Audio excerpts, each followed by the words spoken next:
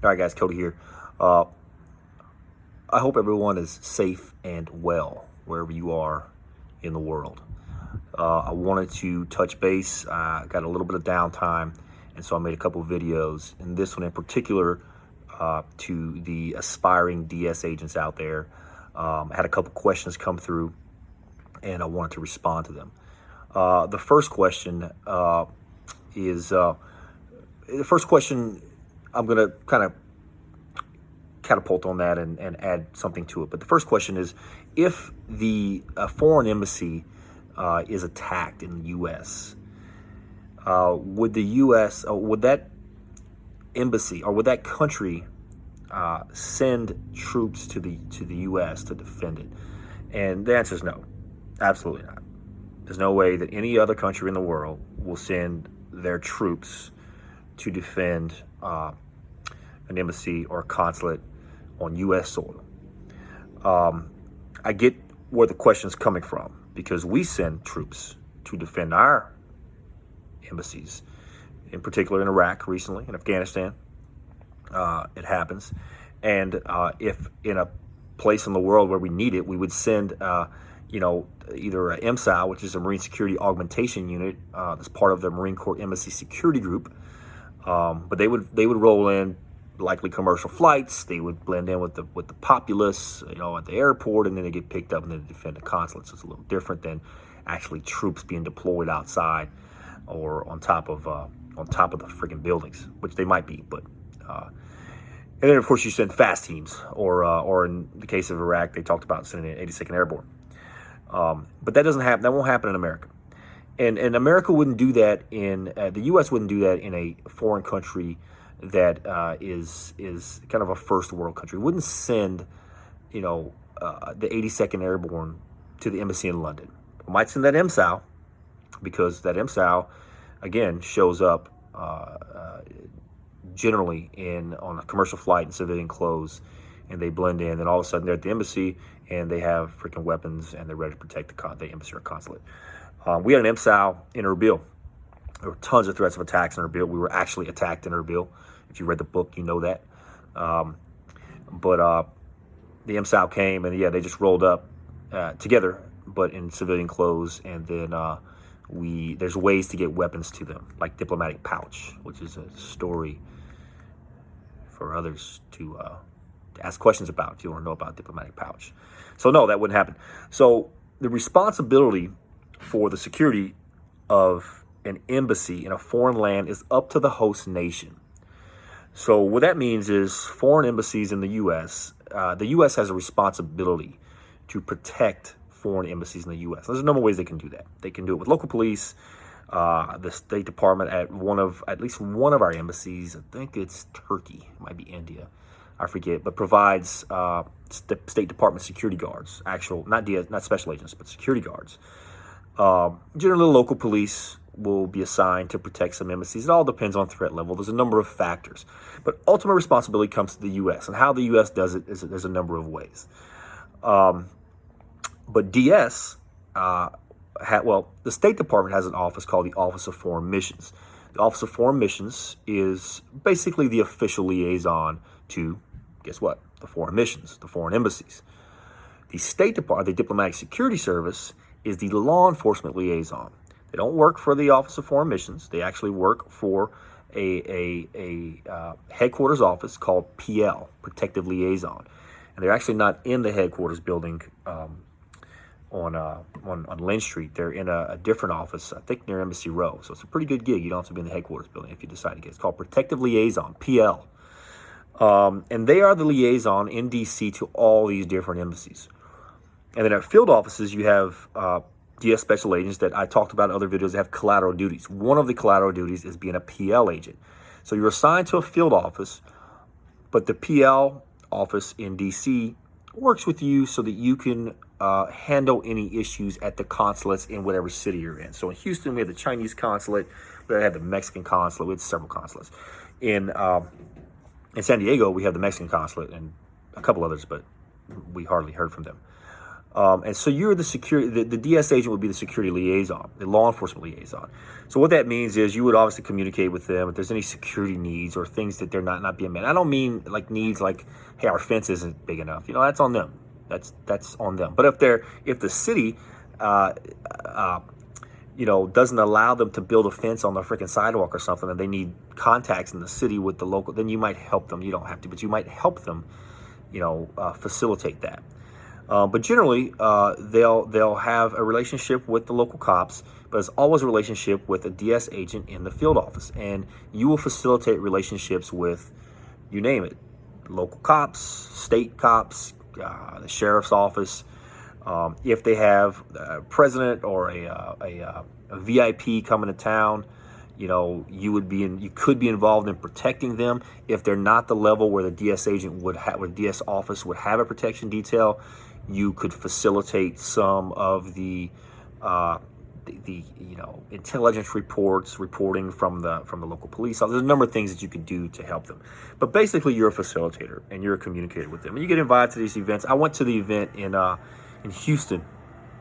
Me and another PL agent, and Yao Ming was there. That was pretty cool. And Rick Perry, when Rick Perry was governor, was there. He was there with his protection detail. Cool dudes. Rick Perry's, I don't know how he is, on TV and everything. He's fine, stiff. But in person, he's a good guy. He stopped and talked to each one of us. Not just hi, just like really got to know us, and that was cool. But anyway, it's a side story. But being a PL agent, if you can get a collateral duty at the field office for your new agents, or when you're a new agent, being a range guy, and being the PL agent is really good. Again, so you're liaison to the consulate, but in that you're also liaison with the police, because you have to maintain those contacts with state, local, county officials so that you can be that facilitator. So that's just something to think about. The other question is about, and I forget the exact of the question, but one of the guys asked, was a little worried about his skill set.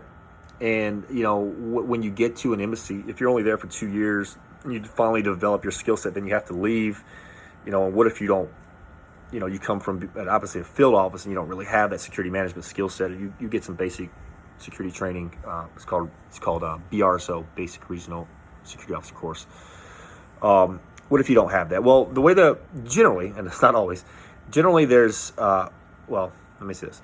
They try to have a turnover where you can turn over with the person you're replacing.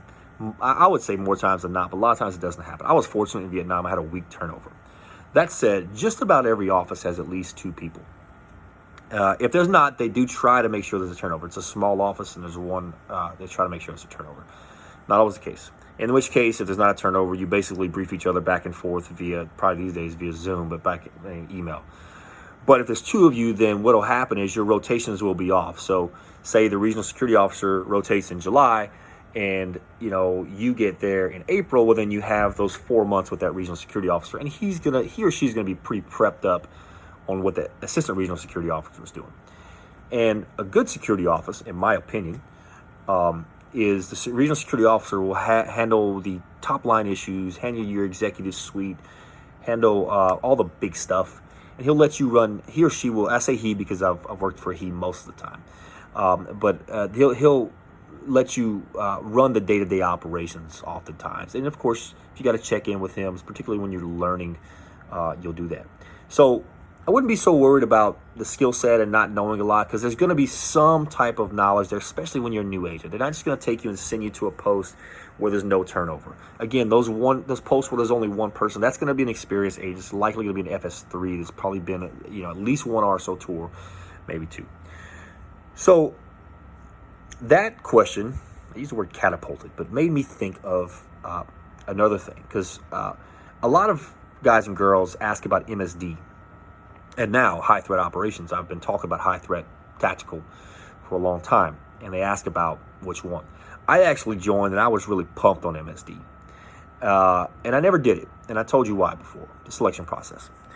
And it's because I got my feel of being tactical in Iraq, and I did several tours in Iraq, and so I really enjoyed that, and I got my feel of that.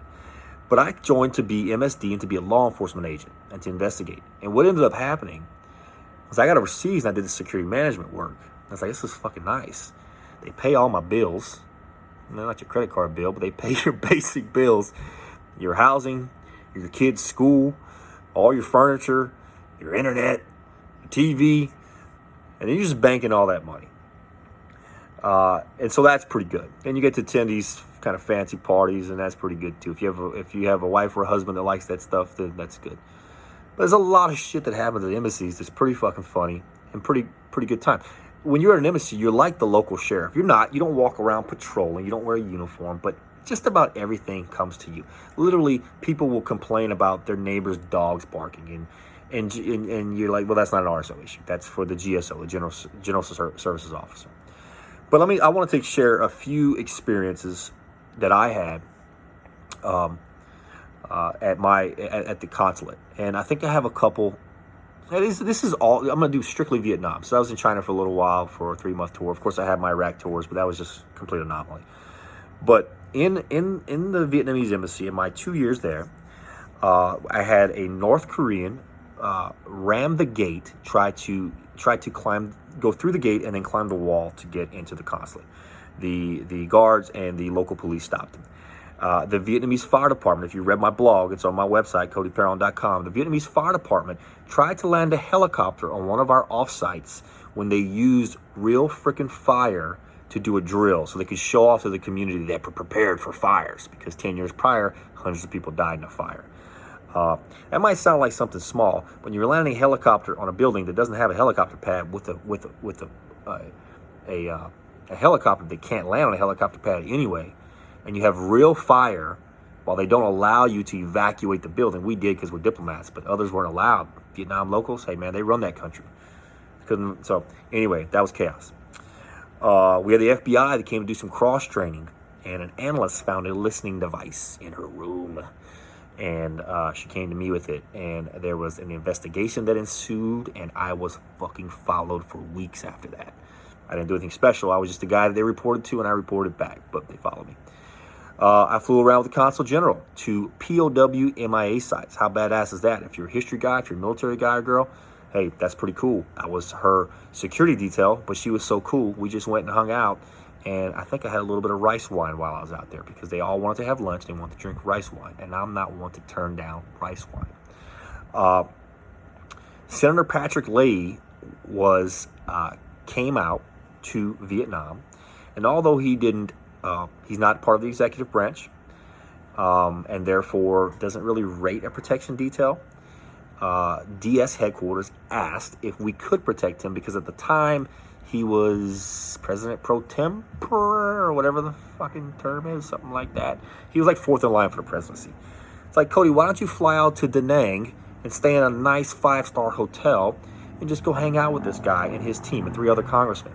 So me and my investigator flew out there and stayed in a nice-ass hotel and hung out with Patrick Leahy. And his son was a Marine, and he was actually fucking cool. And I enjoyed that shit. So, something to think about. We illegally transported stuff across Vietnam for the Marine detachment. You can imagine what type of stuff it was. But we had to do that. We had to get it done. And it was just me and a new RSO, and I said, this is what we should do, and that RSO said, roger that, Cody, fucking do it, and I did it, and that was good. Of course, I investigated that accidental death, where an unfortunate death that happened where a guy's head was taken off. If you read the book, my book, I talk about it. I assisted in the investigation of the multi-billion-dollar fraud case. You may remember that. And that was a long and ongoing case, and it was very interesting. I trained with the Marine detachment, but even cooler, I brought in the detachment. After the Benghazi attacks, Congress said all posts have to have detachments. It's not feasible, but our post was good. We could. So we brought in Marines. That was the first Marine detachment to be there since the fall of Saigon on April 30th, 1975. So for me, as a Marine, as a former MSG, Marine Security Guard, that was pretty fucking cool. So I got to bring them in, historical moments. Some of the former Marines that were there, that were evacuated that day, came to that ceremony, and that was a really freaking cool time.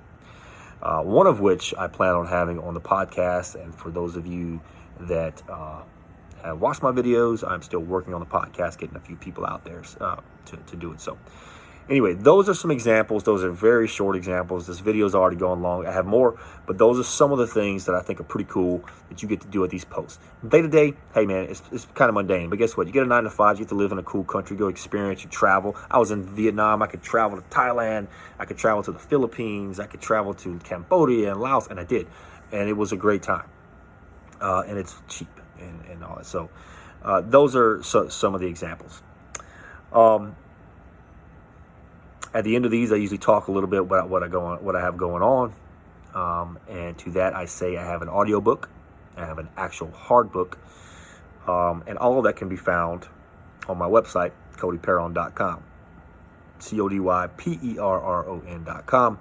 Go to it, sign up for the newsletters. Eventually, I'm going to get a newsletter. I'm going to tell you stuff like, hey, this shit's happening, like the podcast is happening. I'll probably just come on freaking YouTube and do it anyway, but you can sign up. I won't bombard you with shit, guaranteed. Yeah, go check it out. So there I have my book. There I have the audiobook. And there I have a couple blogs. Again, I've been busy with work, so things have taken a back seat. But you can go and check it out and let me know what you think. And if you have read the book and you enjoyed it, or if you've listened to the book and you enjoyed it, I would greatly appreciate a 5-star review. If it's worth 5 stars, you tell me. Anyway, I do really appreciate the support from all of you. On my own, wrote my own book. Kind of doing all this on my own. I don't have any publishers. I don't have any big names. I manage my own social media and @agentsunknown_book at Instagram. That's the one I do the most with. And I take breaks. I'm human, and I don't get out and do it as much as I should. And for those of you to stick with me, I'm really thankful. And because I'm really thankful, if you have questions, I'm always happy to answer questions. And I do that very often in a Facebook group. It's called Becoming a DSS Agent. All you have to do is be interested in learning about DS or becoming a DSS agent. And you go to Facebook, look it up, and ask to join. All I'll say is that you need to fill out the questions. I will not approve you if you don't fill out the questions. Again, I've had some random people from foreign countries that want to find out how to become a DS agent. You can't be a DS agent, man. So that's not going to happen. I have people that look like good people as far as I can tell. I don't know if they're too cool to fill out the questions. They don't care to fill out the questions. I don't know. But if you don't fill out the questions, you're not getting in. Keeps it more exclusive that way. Not really, but you know what I mean. Fill out the fucking questions, and we'll get you in, and I'll answer any questions you got. And I'll answer them on social media too. Just, it gets a little busy when I get them from different directions, and I hate to not respond to someone. Generally, I'll respond, hey, man, in short, this is the deal. But I'll make a video about it, or I'll write more about it or something in a blog. All right. Appreciate all your time. Hit me up if you got anything. Thanks, y'all. Out.